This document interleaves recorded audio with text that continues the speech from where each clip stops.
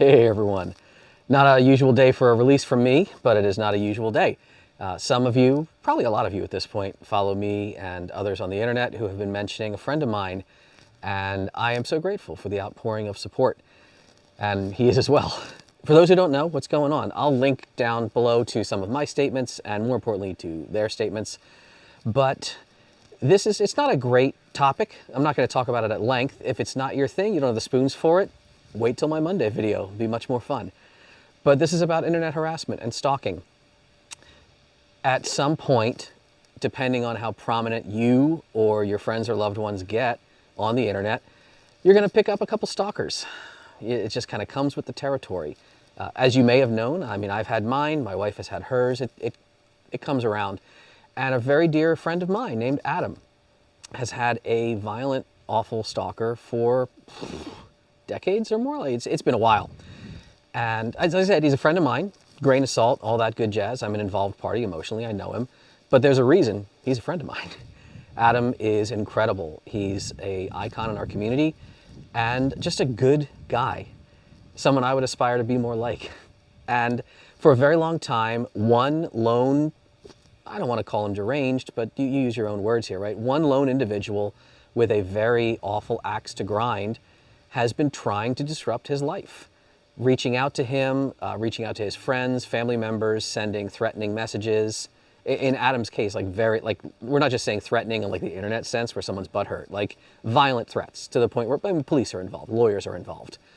And it's been this campaign where any place he would try to publicly speak, they would get contacted. Randos would sort of like show up in comment sections and sock puppets, and people would try to confront Adam on the internet. I think it's all just the same guy. But he has finally, gotten everything with the lawyers and said, all right, the non-engagement tactic, which lawyers and police always tell you, just don't engage, ignore it. You can only do that for so long. And if you want to read more about it, if you want to learn more about it, I'll link the statements below. But for those of you who keep each other safe, because again, I always remind you, we are the ones who keep each other safe. The playbook of how this was handled today was so admirable and lovely, where, Adam had reached out to a couple of close confidants and said, for my own mental health, like this is what the lawyers say I should do. I can't, I don't want to look at my social media because he's worried. He's worried that, serving this person with papers will create one more in a series of eruptions.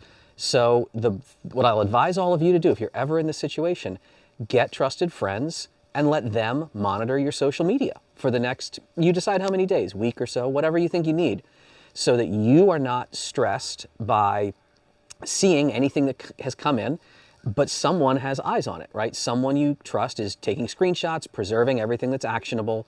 Anybody who's ever been in a threatening situation, you screenshot and preserve everything, no matter how small it is. Lawyers will do what lawyers do with it. Your job is to preserve your health, sanity, and safety.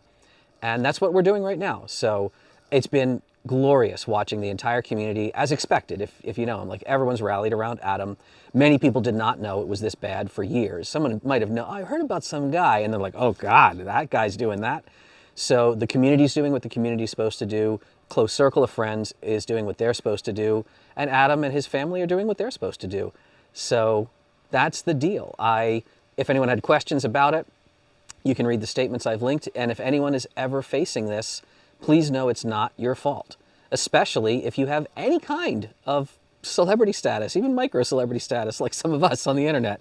All it takes is a few thousand followers, and one or two of them, law of large numbers, is going to become unhealthy. And my heart goes out to everyone across the board in these kind of situations. Obviously, the victims of stalking and harassment are the ones who deserve our most support and our love. But we live in this very disconnected, disaffected society where mental health is not prioritized, and people who feel wronged or hurt or concoct a story in their head kind of just get left unchecked, and it festers and grows and becomes deeply, deeply unhealthy. So I'm sorry to anyone who's ever been affected by this. There are people around you, there's resources around you, from Operation Safe Escape just to your dear friends and loved ones. You don't have to face it alone. I'm glad Adam's not facing it alone. And I and Tara and others didn't have to face things alone in our lives when law enforcement and others were involved, because we have people around us. We protect us. Do the same for each other, love one another, and stay safe out there, okay? Talk to you soon.